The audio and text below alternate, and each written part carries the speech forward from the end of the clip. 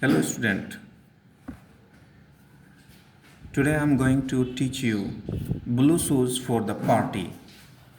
Blue shoes for the party, and I'm going to tell you that it is a class of class 7. ये class 7 का है और dear student मैं आज आपको blue shoes for the party पढ़ाने जा रहा हूँ. ठीक है, तो आप एक एक लाइन बाय स्क्रॉल देखेंगे. मैं आपको बता रहा हूँ कि blue shoes for the party में क्या है. Mummy cried and dancing into the kitchen where her mother was making cake. Ann जो है वो किचन रूम में डांसिंग कर रहा है और जहाँ उसकी माँ केक बना रही है.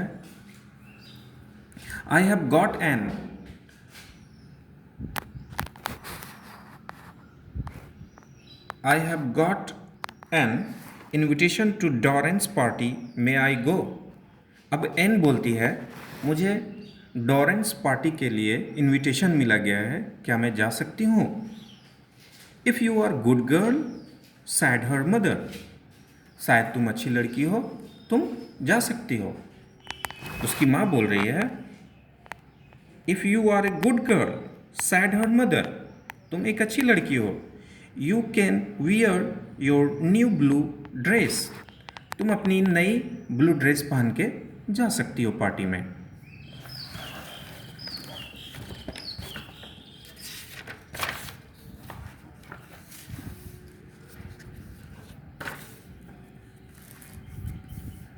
But what about shoes? लेकिन मम्मा मैं ड्रेस तो पहन के जा सकती हूँ, लेकिन शूज़ के बारे में मैं क्या करूँगी? आस्क्ड एन अपनी माँ से पूछती है I haven't any blue shoes to match mummy. मेरे पास कोई ब्लू शूज़ नहीं है जो मैं अपने ब्लू ड्रेस के साथ मैच कर सकूँ. मम्मी मेरे पास कोई ब्लू शूज़ नहीं है. And my all party ones are of no use now because they don't fit me. और मम्मा मेरे पास जो पुराने शूज़ हैं, जो पहले मैंने पुरानी पार्टी में जो पहन के गया है, वो अब मुझे फिट नहीं आ रहा है. वो शूज़ मुझे अब फिट नहीं आ रहा है.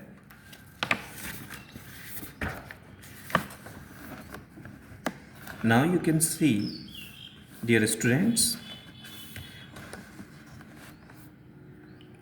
well perhaps I will buy you a new pair of blue ones. अब एन की मम्मी बोलती है कोई बात नहीं बेटा, मैं तुम्हारे लिए दूसरा पेयर जोड़े का ब्लू शूज़ का खरीद लूँगी. सैड हर मदर, उसकी माँ बोलती है but you must just show me how good you can be. लेकिन उसकी माँ बोलती है बेटी मुझे तुम्हें दिखाना होगा कि तुम कितनी सुंदर लग रही हो इसमें. एन और I certainly shall not buy you any. कोई बात नहीं है, निश्चित तौर पर मैं तुम्हारे लिए कोई ना कोई खरीदूंगी.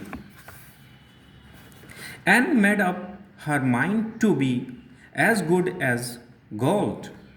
अब एन ने अपने दिमागों में ये बैठा लिया कि मुझे इतना अच्छा बनना है जैसे कि gold. But somehow or the other things seem to go wrong. लेकिन कुछ ना कुछ उसके साथ गलत ही हो रहा था. एन के साथ कुछ ना कुछ गलत ही हो रहा था. Ann dropped one of her mother's very best cup and broke it. Ann ने अपनी माँ की एक one of the best cup को गिरा के तोड़ दिया. Then she dropped a ball of flowers she was carrying and that too broke and all the water went on to the carpet. अब ठीक उसी तरह से पहले एन ने एक अपनी मम्मी की फेवरेट बॉल को तोड़ा. अब एन ने मम्मी की एक फ्लावर बॉल को भी तोड़ दिया. And mother was cross, and mother was cross. अब एन की मम्मी पूरा का पूरा क्रोधित हो गई। And the meaning of cross is क्रोधित होना, एरिटेट, एंग्री, एंग्री, एरिटेट हो जाना, चिड़चिड़ा हो जाना। You are a careless little girl, she said. Ann's mother said, you are a little girl, you are a careless little girl, she said. तुम एक लापरवाह लड़की हो, उसकी मम्मी बोलती है। And said, she was sorry. Ann कहती है mumma sorry, mumma sorry. She did hope her mother would not be cross enough. अब वो उम्मीद करती है, उसकी मम्मी उम्मीद करती है कि तुम मुझे ज़्यादा क्रोधित नहीं करोगी। Not to buy the blue shoes, अगर क्रोधित करोगी तो I will not buy blue shoes, मैं तुम्हारे लिए ब्लू शूज नहीं खरीद दूंगी। She was determined to be very careful indeed for the few days before the party.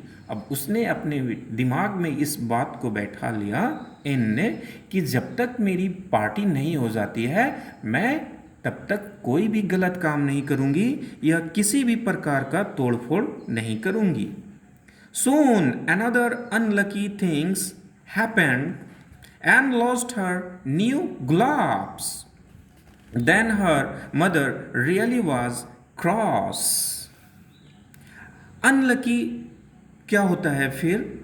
Unluckily जल्द ही उसकी मम्मी की एक ग्लव्स जो है वो क्या करती है एंड खो देती है। Then her mother really was cross, और इसके बाद उसकी मम्मा जो होती है वो क्या होती है, वो बहुत क्रोधित हो जाती है, बहुत ज़्यादा क्रोधित हो जाती है।